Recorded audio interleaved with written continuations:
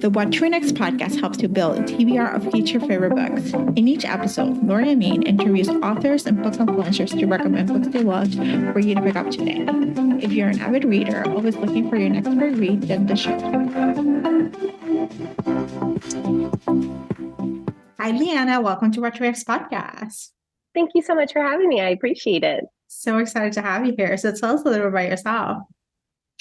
Well, I write historical romance, and my newest release is Ana Maria and the Fox, which just came out last Tuesday, April 4th. And it is the first book in my Latinx Victorian series called The Luna Sisters, which is about three sisters who flee French-occupied Mexico for London and take high society by storm. Oh my gosh. Well, first of all, I am so excited to have Latinx Victorian era romance novels. Like, I'm Puerto Rican, so I'm always seeking like, diversity and stuff. But I was half Puerto Rican. Oh, I love this. Yeah. So I was talking to Harper St. George yesterday. We were just chit-chatting. She recommended your book and she's like, it's French occupied Mexico. And I was like, wait, what happened? Like, Mexico was occupied with the French?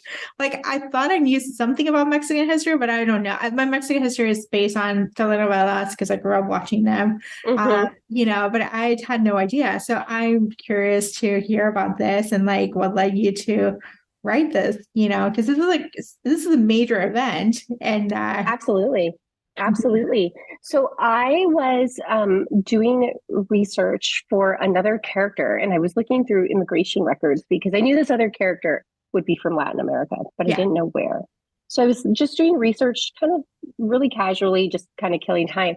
And I came across numbers from Mexico, and I started to think, what was happening in the latter part of the 19th century that would kind of encourage these people to immigrate to Europe. And I remembered the French occupation. It's the second French occupation. And I only knew that because I took some Mexican history when I was an undergraduate. And I started down this wormhole of just kind of refreshing myself on what occurred. And I think that as well, I'm a resident of the United States, and I think the majority of the history we learn is very obviously centered on the U.S. and even more so on European history as well. I feel like a lot of people know more about like European history than we do about the history of our neighbor to the south or even the neighbor to the north. And so I was really fascinated about how the French were able to sort of take advantage of what was occurring in the world at the time, namely for U.S. citizens, was the U.S. Civil War. And while, the Union and the Confederacy were fighting, the French were encroaching upon sovereign Mexico with its democratically elected government. And I started to think, what sort of story could I base like around this occupation? And I came up with my three sisters, who are the daughters of a Mexican politician, and they flee Mexico when the French are marching towards Mexico City, and they make this new life. They take refuge in London. And I really enjoyed writing this first book. I'm actually writing the third book right now. And it's been a really fun way to kind of explore tropes within historical romance from a totally different lens, and to play with the history of the time. This first book deals with the history. It plays a major role in the book, as does the political climate, because the male main character is a politician. He's a member of parliament. And then they are the daughters of a politician from Mexico. So it factors heavily into the books. And it was fun. It was fun to write characters who share my ethnic, and cultural background. It was fun to shine a light on this part of history that is not as well known. I think when we think about it, most people might think of Cinco de Mayo, which we celebrate here in the United States. And that was or is a celebration of the Mexican army's defeat of the French army at the First Battle of Puebla. But there was only one battle in this long multi-year war. And it was fun to kind of bring that to the forefront and incorporate it into historical romance. So I heard from a lot of readers that really appreciated learning more about this time. And I hope that they'll want to learn more in the subsequent books to come. Oh my gosh, I am so excited. I'm so excited to learn because it's something like I think we've got enough English history and we got enough US history, but there's something to be said about like, our Latinx country who have endured and have gone through so much, from being colonized to, abolishing slavery and abolishing like, social cultural issues and stuff like that. So yeah, I actually grew up learning about Puerto Rican history and like Puerto Rican, like, like a Spanish American War and all this sort of things.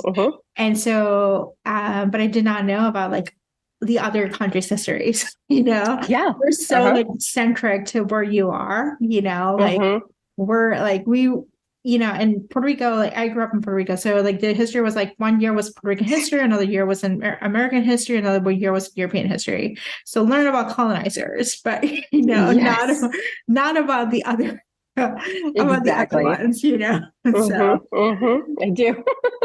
Yeah, it felt really important to me to kind of ground it in their experience too, and not to shy away from that history of colonization, that history of racism and xenophobia, and that all appears in the book. I hope it doesn't overshadow the joy and like the romance, because this obviously is a romance novel, and so I want that to be the focus.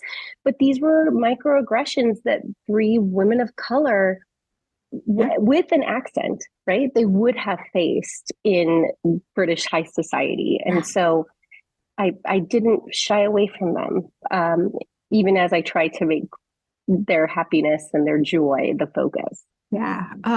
So what led you to start writing historical as opposed to any other type of romance genre? Like, was it your passion for history, like your research, or was it something about like thinking about another world that we have rules and regulations and stuff like that? That's not today's world, I mean, all of the above, really. Yeah. But I actually have always had a really strong love of history. I studied it as an undergrad, and when I started reading romances, I started reading historical romances. They were my gateway into the genre.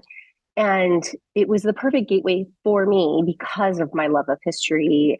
I just really appreciate the like marriage of historical record and fiction and finding a way to combine them.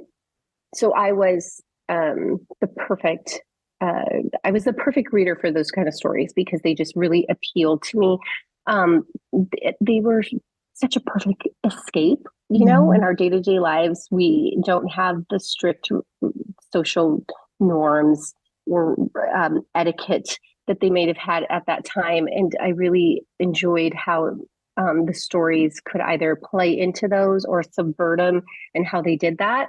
And so when I started playing with the idea of writing my own story, it just seemed natural to write a historical because that's what I loved and that's what I enjoyed reading. And it's to the point now where if I write something contemporary, like I'll dabble in fan fiction here and there because it's a lovely, fun little palate cleanser. But when I do it, I tend to write like more contemporary stuff. And I cannot tell you how many beta readers are like, this sounds very historical.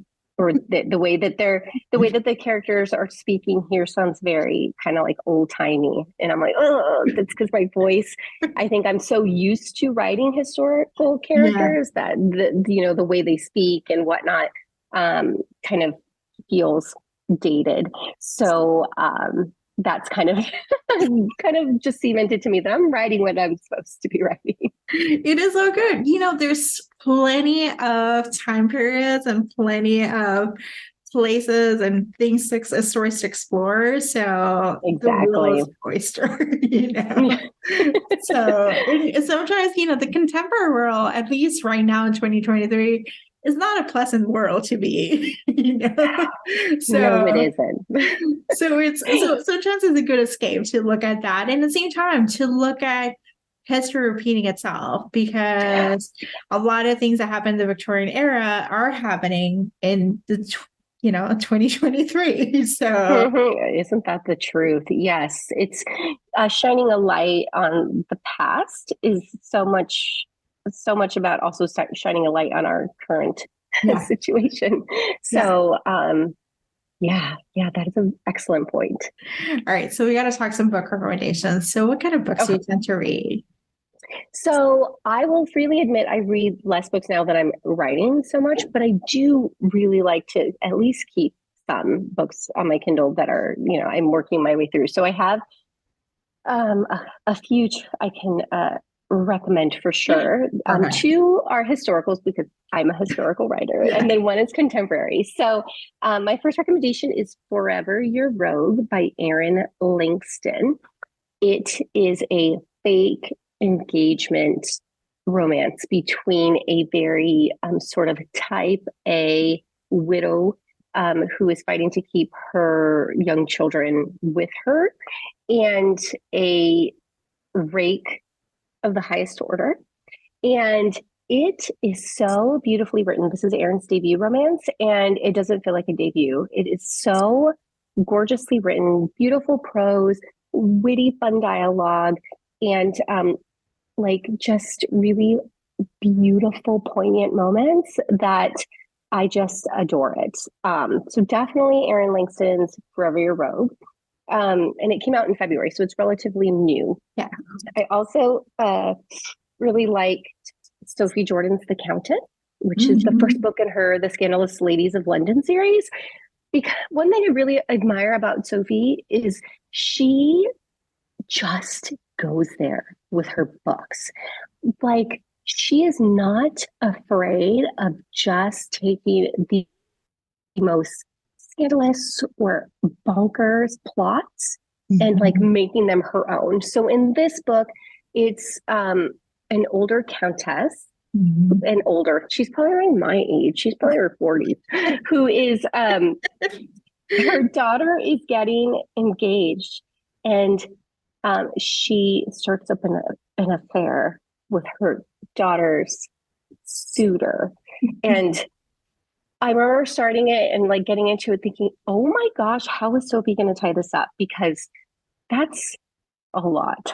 Yeah. That's like a lot of obstacles to overcome. How is she ever going to do this? But of course, it's Sophie Jordan, so she does, and it's done beautifully. So if you kind of are a fan of like the Real Housewives of fill in the blank city, you'll totally love this book. That's how So it was fantastic. pitched. That was how it was pitched. It was like, if you're a fan of Real Housewives, this is the book for you. Absolutely. Imagine historical Absolutely. times. Like, this is the book. Yes, that was a very like a perfect comparison. The last book I'll recommend is called The Nanny, and it's by Liana Ferguson, and it just came out on Tuesday, and it is delicious.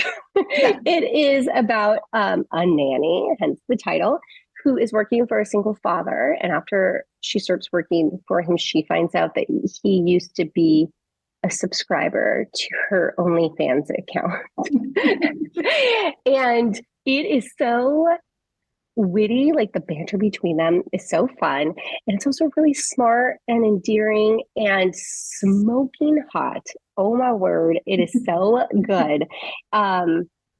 I there was a couple times I had to like set the book down and like just blush really hard and then like pick it back up and start reading. It's so good. So I highly recommend. It's called The Nanny by Liana Ferguson. Oh my gosh, you had me at OnlyFans I subscriber. know. That's what had me too. I was like, oh, this book is for me to read. It's like the ultimate hidden identity, the ultimate you got mail. Like, it's Yes, yes, exactly. So, I love this. Liana, tell us where we can find you online. You can find me at Liana in Bloom on almost all the things. I'm on Instagram, Twitter, Facebook, and TikTok at Liana in Bloom. And then my website is lianadelarosa.com. Thank you, Liana, for being on the show.